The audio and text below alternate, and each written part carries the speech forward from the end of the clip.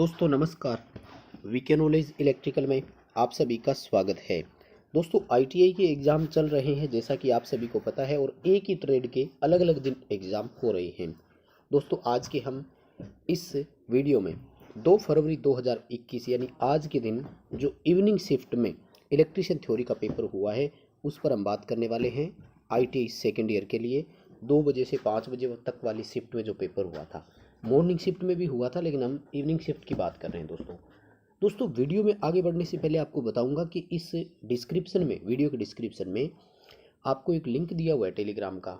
वहां से आप ज्वाइन करके निम्मी की पीडीएफ को ज़रूर डाउनलोड करें, क्योंकि पूरा आईटीआई का जो पेपर है ना वो निम्मी के असाइनमेंट में से आ रहा है। यदि आपके पास असाइनमेंट नहीं है तो अभी जाइए टेलीग्राम पर और वहाँ से 3rd सेमेस्टर और 4th सेमेस्टर के नाम से आपको 2 पीडीएफ मिलेगी। दोनों पीडीएफ को डाउनलोड कर लो, पूरा कंप्लीट उन पीडीएफ को पढ़ लेना।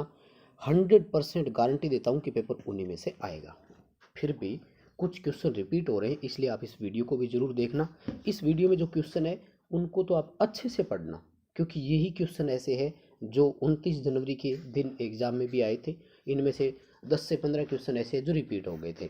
इसलिए इस वीडियो के जो जितने भी क्वेश्चन है उन सबको भी देखना, और आपके पास टाइम पड़ा है अभी भी, आप दोनों पीडीएफ को अभी ज़रूर पढ़ देना। दोस्तों चलिए सवाल देखिए। सबसे पहले एक सवाल पूछा, ट्रू टेबल दी गई और सवाल पूछा कि ये ट्रू टेबल किसकी है। देखो वैसे तो ट्रू टेबल देखने की ज़रूरत ही नहीं है, आउटपुट ए इंटू बी है ना, तो ये एंड गेट की होती है। दोस्तों बड़ा सिंपल सा है ना, आउटपुट ए इंटू बी जो है वो एंड गेट की होती है। अब इसमें ऑप्शन दिए हुए थे, एंड गेट की ओर ही जाना है। वैसे भी देखो 0 0 के बदले 0, 1 और 0 के बदले 0, 0 और 1 के बदले 1, 0 और 1 1 के बदले 1 मिला, तो ये एंड गेट ही होता है जो सीरीज 1 वे स्विच की भांति बिहेव करता है। इसको अच्छे से दोबारा पढ़ जाना, यानी गेट वाले में से एक क्वेश्चन आ सकता है, अच्छे से पढ़ लेना। कंट्रोल पैनल की जो वायरिंग है उसमें से सवाल पूछा, एक एसेसरी दी गई और पूछा कि बताइए इसका नाम क्या है। दोस्तों इसको बोलते हैं डिन रेल, ठीक है। और ये क्या काम आती है? ये काम आती है कि बिना किसी स्क्रू या पेच के हम एसेसरीज को लगा सकते हैं। डिन रेल बोलते हैं, ये ऑप्शन आएगा। यानी कॉन्टेक्टर, ओवरलोड, रिले, जितनी भी चीज़ें हैं उन सबको हम बिना स्क्रू के लगा सकते हैं। इसको डिन रेल बोलते हैं। पैनल बोर्ड में लगती है दोस्तों ये, ठीक है। अच्छे से पढ़ना, इसको पेपर में सवाल दोबारा आ सकता है। एसी ड्राइव का ब्लॉक डायग्राम दिया गया था, पूछा कि बताइए इसमें एक्स के रूप में चिन्हित घटक का नाम क्या है। और वो ब्लॉक डायग्राम कौन सा था? ये था, देखिए दोस्तों आपकी स्क्रीन पर बिल्कुल सामने। एसी है, रेक्टिफायर लगा हुआ है। रेक्टिफायर क्या कर रहा है? एसी को डीसी में। यहाँ पर ये इन्वर्टर लगा हुआ है जो डीसी को फिर से एसी कर रहा है, और ये एसी की मोटर चल रही है, ठीक है। बड़ा सिंपल सा हुआ ना। रेक्टिफायर नहीं हो सकता ना, रेक्टिफायर तो ये है, इन्वर्टर ये है, एसी मोटर ये है, तो फिर ये क्या बची? डीसी की बस बार है। बड़ा सिंपल सा है ना। बी ऑप्शन रहेगा, ये डीसी की बस है। फिर भी याद रखना, आपसे कुछ और भी पूछ ले तो ये एसी सप्लाई है, ये रेक्टिफायर, ये डीसी की बस, ये इन्वर्टर और ये एसी की मोटर है। बहुत सिंपल सा क्वेश्चन है, लेकिन इसको पढ़कर दोबारा जानो। अल्टरनेटर की रेटिंग पूछी थी, बहुत आसान सा है, केवीए में होगा, किलो वोल्ट एम्पियर। आभासी शक्ति में होती है, यानी केवीए, एमवीए, इनमें होती है रेटिंग इसकी। और फिर आपसे सवाल पूछा कि ओवरहेड लाइन में उपयोग होने वाले इंसुलेटर का नाम क्या है। तो ये क्वेश्चन दोस्तों रिपीट हुआ है, 29 जनवरी के एग्जाम में भी था ये वाला, सेम टू सेम। और सेकल इंसुलेटर आएगा इसका, ठीक है ना। डी ऑप्शन इसका आपका बिल्कुल सही रहेगा। और 29 जनवरी एग्जाम में भी ये क्वेश्चन था, रिपीट हो रहा है, इसलिए आप इसको अच्छे से दोबारा से ज़रूर पढ़ें, अच्छे से याद करके जाएं। और ये सवाल अगला पूछा, ये भी रिपीट हुआ था दोस्तों। ये पूछा कि वाइंडिंग वायर गैप को बहुत पास रखने और पिन इंसुलेटर में बहुत टाइट होने का कारण क्या है। यानी सवाल पूछ रहा है कि जो पिन इंसुलेटर में बाइंडिंग, यानी जो इंसुलेटर बांधने के लिए जो तार होती है ना, पूरी तरह से खिंची भी रहती है और ना उनमें गैप होता है, इसका कारण क्या है। तो इसका कारण होता है स्पार्किंग से बचने के लिए होता है, अवॉइड स्पार्किंग। क्योंकि देखिए लूज होगा ना तो स्पार्किंग करेगा, इसलिए पूरी तरह से टाइट होना जरूरी है। इलेक्ट्रिकल में कोई कनेक्शन लूज नहीं होता। दूसरा, ये क्वेश्चन रिपीट हुआ है, ध्यान रखें दोस्तों, तो आपके पेपर में भी ये हो सकता है, इसलिए इसको अच्छे से पढ़ के जाएं। और इसका ए ऑप्शन सही रहेगा, लेकिन वहाँ ध्यान रखना, हो सकता है ए ना हो, कहीं बी में डाल रखा हो, सी में डाल रखा हो। स्पार्किंग से बचें, ये ऑप्शन होना चाहिए आपका, इसको ध्यान रखना।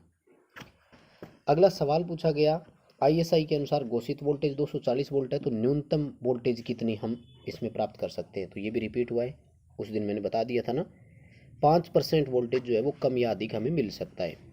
240 का जब आप 5% निकालेंगे तो 12 वोल्ट आएगा, यानी 12 वोल्ट अधिक हो सकता है, 12 वोल्ट कम हो सकता है। कम करेंगे तो कितना आएगा, 228 आएगा, और ज़्यादा करेंगे तो कितना आएगा, 252। बी ऑप्शन इसका सही रहेगा, रिपीट हुआ है, पिछले पेपर में भी था। और सर्किट ब्रेकर की रप्चरिंग कैपेसिटी पूछी है। रप्चरिंग कैपेसिटी सर्किट ब्रेकर हो या फ्यूज एमवीए में होती है, मेगा वोल्ट एम्पियर में। हिंदी में इसको विदारण क्षमता बोलते हैं। और ये वह शक्ति होती है जो दोषयुक्त स्थिति में एक सर्किट ब्रेकर सहन कर गया हो।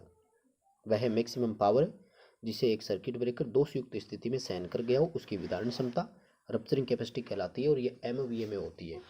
फ्यूज की रप्चरिंग कैपेसिटी भी एमवीए में ही होती है।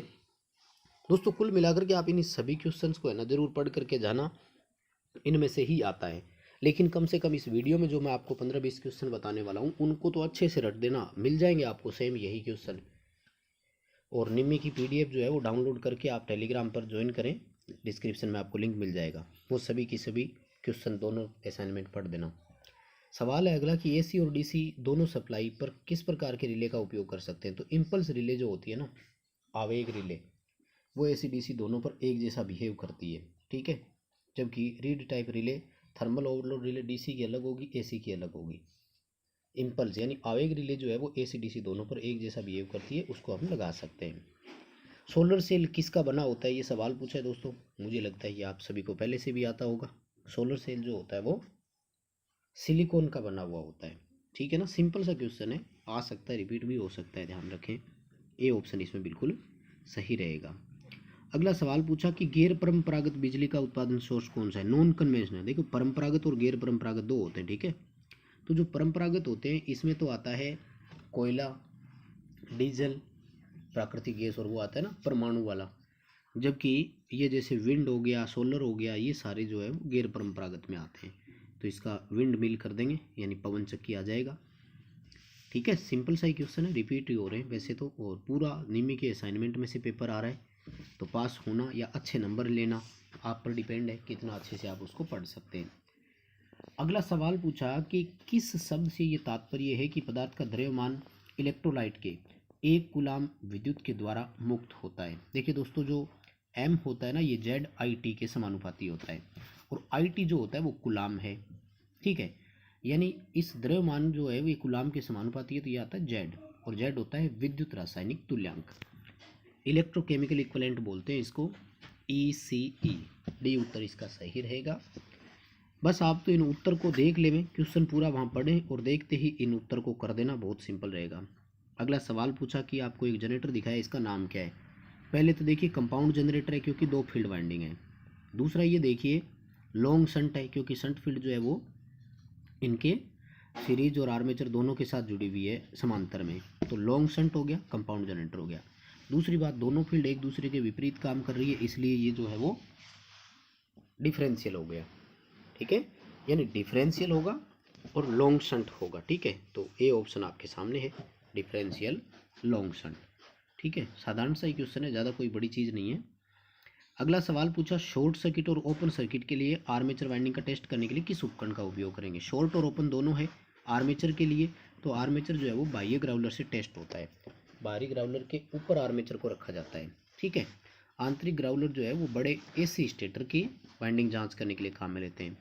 और अगला सवाल तो उससे भी इजी पूछा दोस्तों, डीसी जनरेटर में प्रेरित ईएमएफ की दिशा ज्ञात करने के लिए नियम पूछा। आई थिंक आप सभी को याद होगा, है ना।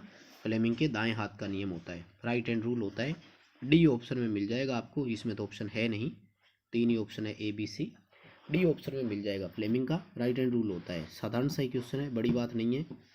अगला सवाल है डीसी मोटर की स्पीड कंट्रोल नियंत्रण विधि का नाम क्या है। तो साधारण सी बात है ना, आर्मेचर के साथ समांतर में लगा हुआ है, तो इसको आर्मेचर डाइवर्टर विधि बोलते हैं, ठीक है। डी ऑप्शन हो जाएगा, आर्मेचर डाइवर्टर विधि। बस दोस्तों इसी तरह के कुछ और क्वेश्चंस आए थे।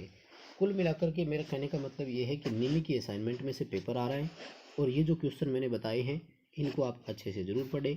निमी के असाइनमेंट के लिए डिस्क्रिप्शन में आपको टेलीग्राम का लिंक दिया हुआ है, वहाँ से आप टेलीग्राम ग्रुप को ज्वाइन करके उसमें दोनों PDF पढ़िए, उनको डाउनलोड करें और अच्छे से उन दोनों PDF को पढ़ें। वीडियो पसंद आए तो लाइक ज़रूर करें, और चैनल पर पहली बार आए हैं तो चैनल को सब्सक्राइब जरूर कर लें। इसी तरह की अपडेट हम आपको देते रहेंगे।